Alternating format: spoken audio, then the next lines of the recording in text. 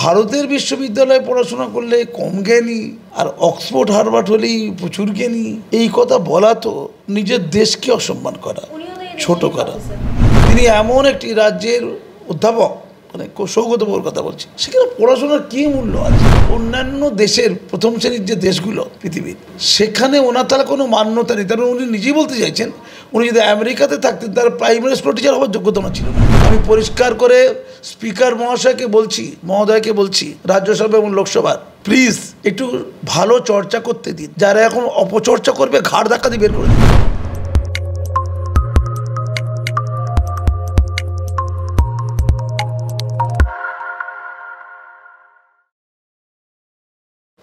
সৌগত রায় সংসদে অর্থমন্ত্রীর উদ্দেশ্যে বলেছেন, আমি অর্থমন্ত্রী ডক্টর মনমোহন সিংয়ের মতন হবেন বলে আশা করি না। তিনি অক্সফোর্ড থেকে পিএইচডি নন, এমনকি চিদম্বরমের মতোও নন যিনি হার্ভার্ড থেকে ম্যানেজমেন্ট ডিগ্রি নিয়ে এসেছেন। তিনি আমাদের নিজস্ব জেএনইউ থেকে এসেছেন। কিন্তু সমস্যা হলো তিনি নতুন ধারণা থেকে বঞ্চিত। তিনি একজন প্রফেসর হয়ে এই কথাটা কিভাবে বলতে পারেন? আপনিও তো একজন শিক্ষক, আপনি কিভাবে দেখছেন? দেখুন, ভারতবর্ষ থেকে মেধা বিনিয়োগ হয়। ভারতবর্ষের অর্থ তো তেমন ভালো না। ভারতবর্ষ থেকে আমেরিকা কী নেয়? মেধা নেয়। মেধা কী নেই এক কথা বলা যায়। পৃথিবীতে মেধা সেন্টার বলতে ভারতকে বোঝায়। মৌলিক চিন্তাভাবনা ভারতীয় লোকেরা বিদেশে গিয়ে করে অনেক ক্ষেত্রে। কারণটা কি? কারণ ভারতবর্ষে যে রিসার্চ, মৌলিক গবেষণা, চিন্তাভাবনা, তার জন্য যে ফান্ড, যে পরিকাঠামো একটু অভাব আছে। অন্যান্য জায়গায় তারা সুবিধে পায়। তাই অনেক প্রতিভা, ভারতীয় প্রতিভা গোটা বিশ্বে রাজ করছে। সে আমেরিকা বলুন আর যে কোনো দেশ বলুন, এটা আছে। তো ভারতের বিশ্ববিদ্যালয়ে পড়াশোনা করলে কম জ্ঞানী আর অক্সফোর্ড হার্ভার্ড হলেই প্রচুর জ্ঞানী, এই কথা বলা তো নিজের দেশকে অসম্মান করা, ছোট করা। আমি সেটা জানি।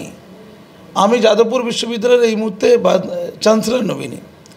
এই কদিন আগেই রেজাল্ট আউট হয়েছে একটা, আমাদের এখানে যাদবপুর বিশ্ববিদ্যালয়ে পার্টিকুলার কিছু ডিপার্টমেন্টে যে রিক্রুটমেন্ট 90%, মানে পাস করছে, চান্স পাচ্ছে গোটা ওয়ার্ল্ড ওয়াইড। যাদবপুর বিশ্ববিদ্যালয়ের ছাত্ররা ঢুকেই 1.5 কোটি টাকা বেতন। এই ঘটনা ঘটছে তো, এই তো আমাদের ঘরের বিশ্ববিদ্যালয় গোটা বিশ্বে রাজ করছে। অক্সফোর্ড, কেমব্রিজ একটা মাত্রায় চলে গেছে, ঠিক কথা। ভারতবর্ষের আর্থসামাজিক প্রেক্ষাপট, রাজনৈতিক প্রেক্ষাপট বা দেশের যে কৌলিন্য, সেই দৃষ্টিকোণ থেকে আজকে যদি ভারতবর্ষের আর্থিক অবস্থা, সামরিক অবস্থায় আমেরিকা হতো, তাহলে দেখা যেত ওই জেএনইউটাই হার্ভার্ডের মর্যাদা পেয়ে গেছে। এটা বুঝতে হবে, এটা বুঝতে হবে। জেএনইউ আমাদের গর্ব। ফলে এইটা দিয়ে কোনো কি লজিক হয়? একজন অর্থমন্ত্রী, তিনি অর্থমন্ত্রী বাজেটটা ঠিক করেছেন কি না, অর্থ ঠিক পরিচালনা করতে পারছে কি না, এইটা নিয়ে প্রশ্ন উঠতে পারে। তিনি জেএনইউ থেকে যথেষ্ট দক্ষতার সাথে পাশ করেছেন, কিন্তু তিনি হার্ভার্ড নন, কেমব্রিজ নন। তাই তিনি ওই আমাদের মনমোহন সিং যেহেতু নন, তাহলে মনমোহন সিংয়ের সময় ভারতবর্ষ মানে ওই শুধু কেমব্রিজ বা হার্ভার্ড ছিল বলে কি বিখ্যাত হয়ে গেছিল? নাকি ওই যদি মনমোহন সিংরা কেমব্রিজ হার্ভার্ডে না পড়তো তাহলে অত্যন্ত অবনত হয়ে থাকতো, নিম্ন হয়ে থাকতো? এইটার বলার অর্থ হচ্ছে দেশের শিক্ষা ব্যবস্থাকে অসম্মান করা এবং নিজেকে অসম্মান করা। তিনি এমন একটি রাজ্যের অধ্যাপক, মানে সৌগতবাবুর কথা বলছি, সেখানে পড়াশোনার কী মূল্য আছে? অর্থাৎ অন্যান্য দেশের প্রথম শ্রেণীর যে দেশগুলো পৃথিবীর, সেখানে ওনার তাহলে কোনো মান্যতা নেই। তার উনি নিজেই বলতে চাইছেন উনি যদি আমেরিকাতে থাকতেন তার প্রাইমারি স্কুল টিচার হওয়ার যোগ্যতা আমার ছিল না। যেহেতু নিম্নমানের শিক্ষা দেখানো হয়, এখানকার বিশ্ববিদ্যালয় থেকে উনি ডিগ্রি পেয়েছেন, কী মূল্য তার? এটা বলা যুক্তি আছে। উল্টো দিকে আমাদের মাননীয় অর্থমন্ত্রী, তিনি আবার মুখ্যমন্ত্রীর উদাহরণ দিচ্ছেন আর চন্দ্রিমার উদাহরণ দিচ্ছেন। মজা যে তারা তো ভারতের থেকে শিক্ষা দিয়েছে, তারা তো এখানকার বিশ্ববিদ্যালয়ের লোক, তারা কি তারা অযোগ্য? ফলে একটা মানে কোথায় যেন রাজনীতিটা চলে গেছে। হ্যাঁ, ঘুরিয়ে তাই তো। মাননীয়া, আপনি ইসলামিক ইতিহাসের লোক, আপনাকে কেমন দিল না মাননীয়া? ইস, মায়া হয়। ইসলামিক ইতিহাস পড়েছেন, একটু বয়স হয়ে গেলে একটু গুলিয়ে গেলেই আপনার যায়। একটু কে কী লিখেছে, সারে জানতে যাচ্ছে, এটা নজরুল, এটা বয়স হলে একটু হয়। মহাভারত একটু বেশি ভালোবাসলে এটা হয়। কিন্তু আপনি সিধু কানু ডহর ইতিহাসের ছাত্রী, ডহর বলতে রাজপথ আপনি ঠিকমতো জানতেন না। ওটা হয় ইসলামিক ইতিহাস নিয়ে কলকাতা বিশ্ববিদ্যালয় পড়লে ওটা। আপনি কেন অক্সফোর্ডে পড়েননি? আপনি কেন কেমব্রিজে পড়েননি বলুন? আপনি সৌগতবাবুর কথা শুনুন, যেভাবেই হোক রাজ্য সরকার টাকায় কেমব্রিজে পড়তে যান, তবে আপনি মান্যতা পাবেন। কেউ মান্যতা দিচ্ছেন আপনাকে? আরে মান্যতা তো বিরোধীরা দিচ্ছে না, মানলাম না, হলে আপনাকে তো খোদ সৌগতবাবু দিচ্ছে না। ইস, চন্দ্রিমা দি, আপনার পাশে নির্মলা দি আছে, সৌগতবাবু নেই। মেল না, নারীদেরকে অসম্মান করতে হবে না, আমরা নারী না। ইস, নির্মলা বলেছে না, মহিলাদের তো সম্মান দিতে হয়। একটা মহিলা লড়ে ওই জেএনইউ থেকে কৃতিত্বের সাথে পাশ করেছে, এটা কি যথেষ্ট নয়? সৌগতবাবু কত খিল্লির পাত্র হবেন আপনি? বলছেন ডান্স ফান্সটা ভালো করুন, সুন্দর করে না, ধুতি পরে ভালো ডান্স, ওটা কিন্তু ইন্ডিয়ান ডান্স আপনি করবেন না প্লিজ। আপনি ওয়েস্টার্ন মাইকেল জ্যাকসন হয়ে যান, ফিকশন হবে না কিচ্ছু। আপনি অ্যাকশন দেখিয়ে দিন, হয়ে যান মাইকেল জ্যাকসন। আরে ইন্ডিয়ান ডান্স চলে, ব্যাকডেটেড ডান্স, ধুতি নিয়ে ধুনুচি নাচন চলবে না। দুর্গাপুজো আপনি ডিস্কো ডান্স করবেন, মানে মিঠুনের ডিস্কো চলবে না, কিন্তু একবারে মাইকেল জ্যাকসনের ডিস্কো। একটু আমেরিকামুখী হতে হবে। আর ইংলিশে ছাড়া বাংলায় কথা বলবেন না। বাংলায় কথা বলে ইস ন্যাস্টি প্যাস্টি গেস্টি, ছি। সংসদে তো প্রশ্ন হওয়া উচিত আলোচনা ভিত্তিক, ইস্যু ভিত্তিক। ওখানে গিয়ে লোকেদের ব্যক্তিগত জীবন নিয়ে কথা হচ্ছে, কে কোথা থেকে পড়াশোনা করেছে সেটা নিয়ে কথা হচ্ছে। এটা তো ওখানকার আলোচনার বিষয় না। দেখুন, এখন নিয়ম চেঞ্জ হয়ে গেছে।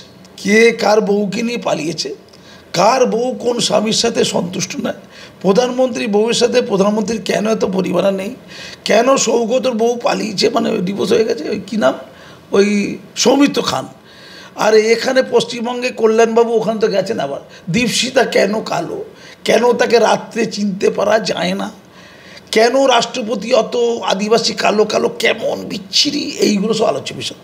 মানে ভালো কিছু না, জনগণ ভোট দিয়ে পাঠিয়েছে কোথায়, পার্লামেন্টে, সেখানে তাদের আলোচ্য বিষয় কি?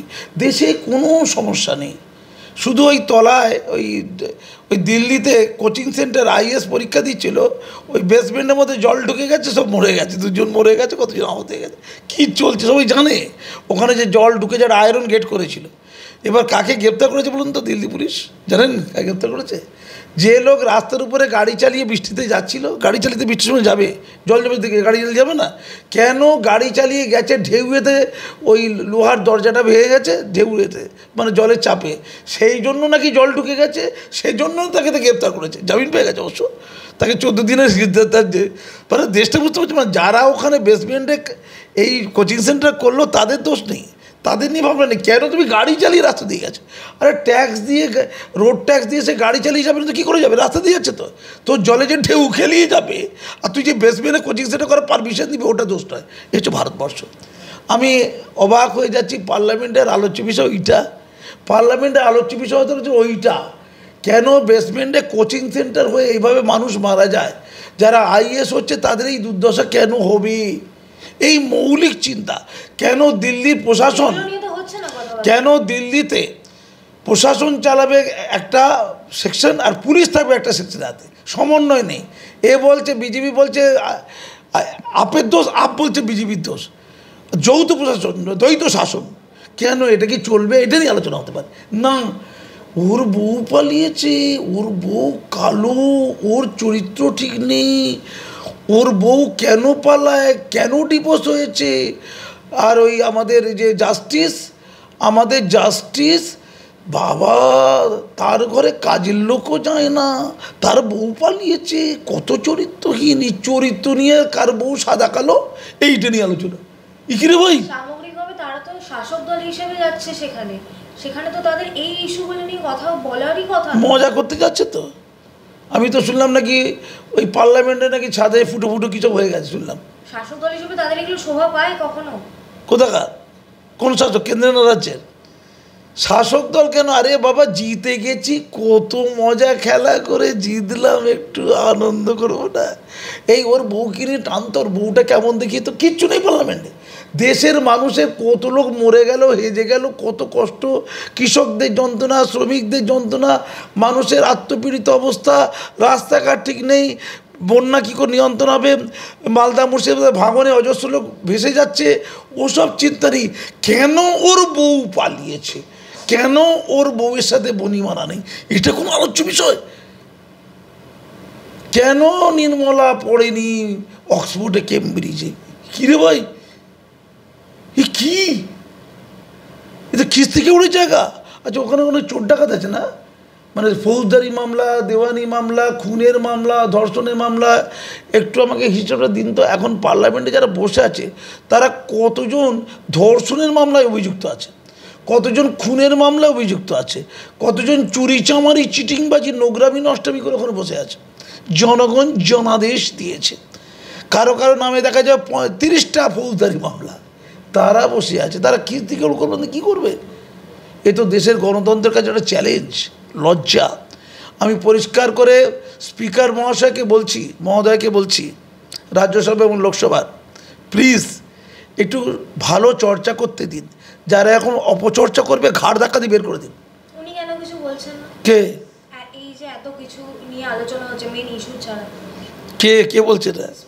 স্পিকার একটু হাসছে, হাসির তোড়ে পৌঁছে উনি বলছে কী হচ্ছে রে ভাই, ও তো বুঝতে পারছে না ব্যাপারটা কী হচ্ছে, সব এই কেমন হচ্ছে। পরেও তো আস্তে আস্তে দাঁড়াবে, বেচারি এখন উপভোগ করছে। এই যে এমন হয় এরাও জনাদেশ পায়, তাহলে ভারতের জনগণ কী, আর তাদের আদেশটাই বা কী? এদের সবাইকে মেরে পিটিয়ে দাও বিদেশ, তবে হবে জনগণের আদেশ। ধন্যবাদ।